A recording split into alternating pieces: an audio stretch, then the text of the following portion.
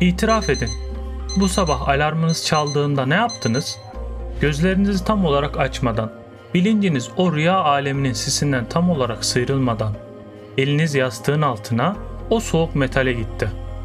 Tuvalete giderken yanınıza aldığınız o cihaz. Kendinize söylediğiniz o masum yalan.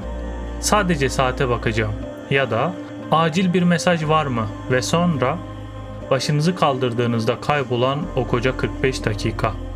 Soğumuş bir kahve, kaçırılmış bir sabah rutini ve göğsünüzde oturan o tanıdık ağır suçluluk hissi. Kendinizi iradesiz hissetmeyin. Bu bir karakter zayıflığı değil. Bir tesadüf hiç değil. Bu insanlık tarihinin gördüğü en büyük, en sofistike ve en görünmez dikkat hırsızlığı operasyonu. Şu an siz bu videoyu izlerken Silikon Vadisi'ndeki cam kulelerde dünyanın en parlak zihinleri, MIT mezunu mühendisler, en pahalı davranış bilimcileri tek bir soru için mesai yapıyor. Bu insanı biyolojik savunma kalkanları en düşükken, yani sabahın o ilk savunmasız anında nasıl yakalar ve ekran başında 10 saniye daha fazla tutabilirim? Neden mi?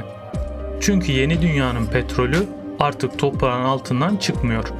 Netflix CEO'su Reed Hastings'in şu tüyler ürpertici itirafını hatırlayın. Bizim en büyük rakibimiz Amazon, Disney veya HBO değil. Bizim en büyük rakibimiz sizin uykunuz. Onlar için uykunuz henüz paraya çevrilememiş, boşa harcanan bir zaman dilimi. Rüyalarınız henüz reklam alamadıkları bir alan. Bugün dikkat ekonomisi denen bu devasa suç mahallini şeritlerle kapatıp inceleyeceğiz. Sadece sosyal medyayı değil, beyninizin dopamin reseptörlerinin nasıl sistematik olarak kızartıldığını, odaklanma yeteneğinizin cerrahi bir titizlikle nasıl çalındığını ve bir neslin nasıl dijital zombilere dönüştürüldüğünü konuşacağız. Telefonunuzu uçak moduna alın, derinlere, beyninizin kıvrımlarına iniyoruz.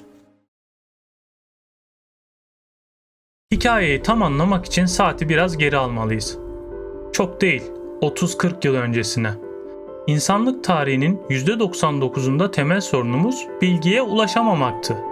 Bir hastalığın tedavisini, bir savaşın sonucunu veya uzak bir coğrafyanın iklimini öğrenmek için aylar süren yolculuklar, kütüphane ziyaretleri, ansiklopedi taramaları gerekirdi. Bilgi kıymetliydi çünkü azdı. Kıt olan her şey değerlidir. Ancak Nobel ödüllü ekonomist Herbert Simon daha 1971'de henüz internetin adı bile yokken yaklaşan tsunami'yi görmüştü. Şöyle demişti o kahin edasıyla: bilginin zenginliği dikkatin yoksulluğunu yaratır. Yani masada ne kadar çok yemek varsa o yemeği yiyecek olan iştah o kadar azalır ve değerlenir. Bugün cebinizdeki o küçük cam parçası İskenderiye Kütüphanesi'nin binlerce katı veriye sahip. Her saniye YouTube'a 500 saatlik video yükleniyor.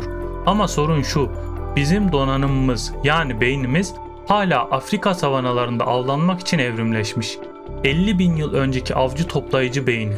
Beynimiz bu kadar uyaranla, bu kadar veriyle başa çıkmak için tasarlanmadı. İşlemcimiz veriyi işleyemeyip ısınıyor. İşte tam bu noktada Harvard profesörü Shoshana Zuboff'un gözetim kapitalizmi dediği o korkunç mekanizma devreye giriyor. Yıllardır duyduğunuz o beylik lafı unutun. Ürün ücretsizse ürün sizsiniz. Keşke bu kadar basit olsaydı. Keşke sadece bir ürün gibi rafta dursaydık. Zuboff'a göre durum çok daha vahim. Siz ürün değilsiniz. Siz ham maddesiniz. Google, Facebook veya TikTok sizin verilerinizi satmıyor. Onlar sizin verinizi devasa yapay zeka fabrikalarında işleyip daha korkunç bir şey üretiyorlar. Kesinlik.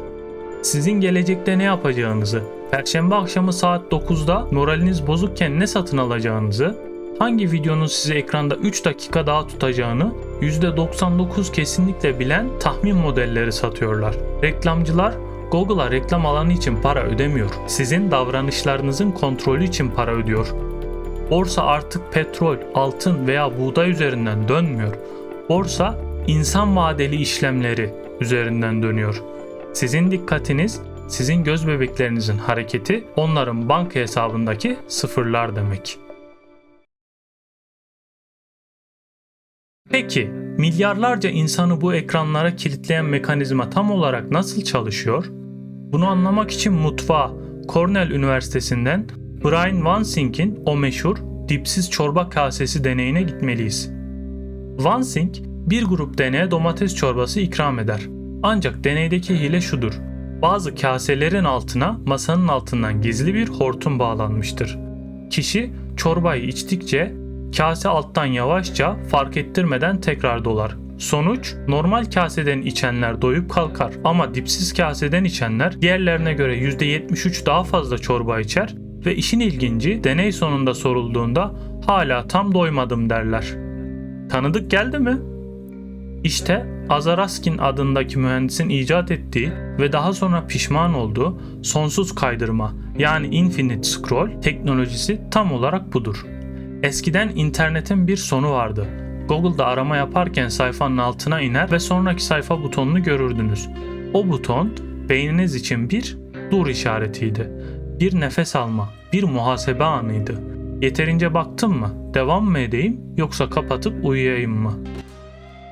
Sosyal medya bu dur işaretlerini, bu bariyerleri yıktı attı. Netflix'in bir bölüm biter bitmez size sormadan 5 saniye içinde diğerine geçmesi, TikTok'ta parmağınızın ufacık bir hareketiyle asla sonu gelmeyen bir video şelalesinin akması, beyniniz doydum sinyalini asla veremiyor. Çünkü kase asla boşalmıyor. Bu tasarımların hiçbiri tesadüf değil. Silikon Vadisi'nde Stanford İkna Edici Teknoloji Laboratuvarı diye bir yer var. Brian Jeffrey Fogg, kısaca B.G. Fogg'un liderliğindeki bu ekip yıllarca insan psikolojisinin bug'larını yani yazılım açıklarını aradı ve buldular. Değişken ödül. Telefonunuz aslında cebinizde taşıdığınız bir slot makinesidir. Ekranı aşağı çekip bıraktığınızda ne geleceğini bilmiyorsunuz. Eski sevgilinizden bir mesaj mı? Yüzlerce beğeni mi? Yoksa felaket haberi mi? Beyniniz belirsizliği sever. Belirsizlik dopamini patlatır. Ve nörobilimde bildiğimiz acı bir gerçek var. Dopamin hazzın molekülü değildir. Dopamin arzulamanın ve aramanın molekülüdür. Sizi mutlu ettiği için değil, sadece meraktan o bir sonraki ödülü yakalama umuduyla o ekranı kaydırmaya devam edersiniz. Tıpkı laboratuvardaki bir farenin ödül gelmese bile butona basmaya devam etmesi gibi. Peki tüm bunlar beynimize ne yapıyor? Sadece biraz zaman mı kaybediyoruz?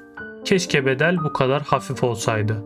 Kaliforniya Üniversitesi'nden Gloria Mark'ın araştırması korkutucu bir gerçeği, bir verimlilik katliamını ortaya koyuyor. Bir iş üzerinde çalışırken dikkatiniz bölündüğünde diyelim ki sadece bir saniyeliğine o WhatsApp bildirimine göz ucuyla baktınız.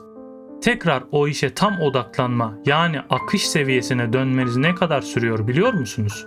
Tam 23 dakika 15 saniye. Buna literatürde switching cost yani geçiş maliyeti deniyor. Gün içinde telefonunuza 50 belki 100 kere baktığınızı düşünün. Matematiği yapın. Bu şu demek. Siz aslında gün boyu neredeyse hiç derin odaklanma yaşamıyorsunuz. Beyniniz sürekli vites değiştiren, sürekli dur kalk yapan bir araba motoru gibi ısınıyor. Sürtünmeden dolayı yıpranıyor ve yakıtı tükeniyor. Ben aynı anda çok iş yapabiliyorum, multitaskingle çalışıyorum diyorsanız, üzgünüm ama kendinizi kandırıyorsunuz. Beyin aynı anda iki şeye odaklanamaz. Sadece çok hızlı geçiş yapar ve her geçişte IQ'nuzdan, problem çözme yeteneğinizden parça parça kaybedersiniz. Yazar Nicholas Carr buna sığlaşma diyor. İnternet bizi derin okuma modundan çıkarıp yüzeysel tarama moduna soktu. Artık uzun paragrafları okuyamıyorsunuz, fark ettiniz mi? Gözleriniz F şeklinde sayfayı tarayıp anahtar kelime arıyor. 2 saatlik bir filmi eliniz telefona gitmeden izleyemiyorsunuz. YouTube videolarını 2x hızda izlemeden tahammül edemiyorsunuz. Çünkü beyninizin sabır kasları eridi. Bu durum yetişkinler için zorken çocuklarımız için tam bir felaket. Jonathan Haid'in verileri kan dondurucu. 2012 yılından sonra, yani akıllı telefonların ve ön kameranın her cebe girdiği o kırılma yılından sonra genç kızlarda depresyon, anksiyete ve kendine zarar verme oranları dikey bir çizgiyle roket gibi yukarı fırlıyor. Bu bir tesadüf olamaz. Teknoloji şirketleri çocukların beynindeki en ilkel, en savunmasız noktalara saldırıyor. Onaylanma ihtiyacı ve dışlanma korkusu, yani FOMO. Bunlar bir ergen için ölüm kalım meselesidir. Sosyal medya, sosyal kıyaslama denen zehri damarlara zerk ediyor. Instagram'da herkesin hayatının fragmanını, en mükemmel anlarını izliyorsunuz. Kendi hayatınızın sıkıcı, kusurlu kamera arkası görüntülerini başkalarının o parıltılı fragmanlarıyla kıyaslıyorsunuz. Sonuç, yetersizlik hissi, derin bir boşluk ve patlayan depresyon oranları. Peki bu distopyadan çıkış bileti var mı? Telefonu camdan aşağı mı atalım? Mağaraya mı kaçalım? Hayır, teknoloji düşmanı bir ladit olmaya gerek yok. Ama teknolojiyle olan ilişkinizi efendi köle ilişkisinden çıkarıp tekrar araç kullanıcı ilişkisine döndürmek zorundasınız. Bilgisayar bilimci Cal Newport derin çalışma kitabında muazzam bir tespitte bulunur. Dikkat dağınıklığı olmayan bir ortamda zihinsel sınırlarını zorlayarak odaklanma yeteneği 21. yüzyılın süper gücüdür. Herkesin dikkatinin paramparça olduğu, bir balık hafızasıyla yaşadığı dünyada 4 saat aralıksız, bölünmeden bir konuya odaklanabilen bir insan diğerlerinin 10 katı değer üretecektir. Siz o %1'lik elit tabakaya girebilirsiniz. Peki bu kulübe nasıl gireceksiniz? İşte size yarından, hatta hemen şu andan itibaren uygulayabileceğiniz bilimsel temelli 3 adımlı dijital detoks protokolü. Birincisi, bildirim acımasız olun. Gerçek insanlardan gelenler hariç WhatsApp, SMS veya arama, tüm uygulamaların bildirimlerini kökünden kapatın. YouTube, Instagram, haber siteleri sizi dürtmelerine izin vermeyin. Son dakika haberlerinin %99'u hayatınızı zerre kadar ilgilendirmeyen gürültüdür. Kontrol sizde olsun, onlarda değil. Telefon çaldığında değil, siz istediğinizde o uygulamaya girin. İkincisi, gri tonlama, grayscale. Telefonunuzun erişilebilirlik ayarlarından renkleri kapatın. Dünyanız siyah beyaz olsun. O parlak kırmızı bildirim balonları griye döndüğünde, o canlı Instagram ikonları soluklaştığında beyninizdeki o ödül hissinin nasıl söndüğüne inanamayacaksınız. Telefonunuzu bir lunapark, bir eğlence merkezi olmaktan çıkarıp sadece işe yarayan bir tornavida gibi sıkıcı bir araç haline getirin. Üçüncüsü ve en önemlisi sıkılma orucu. Asansör beklerken, market kuyruğunda, kırmızı ışıkta. Eliniz o cebe gitmesin, direnin. Bırakın beyniniz sıkılsın. Bırakın o boşluk hissi sizi rahatsız etsin. Çünkü nörobilim bize şunu söylüyor. Sıkılmak yaratıcılığın tohumudur. Beyninizin varsayılan mod ağı, yani default mode network dediğimiz yaratıcı kısmı sadece siz hiçbir şeye odaklanmadığınızda, boş boş tavana baktığınızda çalışır. En iyi fikirleriniz neden duşta aklınıza geliyor sanıyorsunuz? Çünkü duşta telefonunuz yanınızda değil. Zihninize nefes alması için alan bırakın. Medya teorisyeni Neil Postman 1985'te yazdığı o efsanevi ön sözde bizi uyarmıştı. Biz insanlık olarak hep George Orwell'ın 1984 romanından korktuk. Kitapların yasaklandığı, bilginin saklandığı, bizi acıyla, korkuyla ve baskıyla yöneten bir büyük biraderden korktuk. Ama Postman'a göre yanıldık. Asıl korkmamız gereken Aldous Huxley'nin Cesur Yeni Dünyasıydı. Huxley, kitapları yasaklamaya gerek kalmayacağını, çünkü kitap okumak isteyen, o zihinsel çabayı gösterecek kimsenin kalmayacağını söylemişti. Bizi baskıyla değil, hazla kontrol edeceklerinden korkuyordu. Gerçeğin devlet sırrı olarak saklanmasından değil, gerçeğin sonsuz bir dedikodu, kedi videoları ve magazin haberleri, yani bir alakasızlık denizi içinde boğulmasından korkuyordu. Bugün etrafınıza bakın. Kafelerinize, metro duraklarınıza, kendi oturma odalarınıza bakın. Birbirinin yüzüne bakmak yerine ekranlarına gülümseyen insanlara bakın. Orwell mı kazandı yoksa Huxley mi? Seçim sizin. Algoritmaların beslediği sadece tüketen bir veri kaynağı mı olacaksınız? Yoksa dikkatinizi yani hayatınızı geri alıp kendi kararlarını veren, üreten, düşünen o nadir %1'in arasına mı katılacaksınız?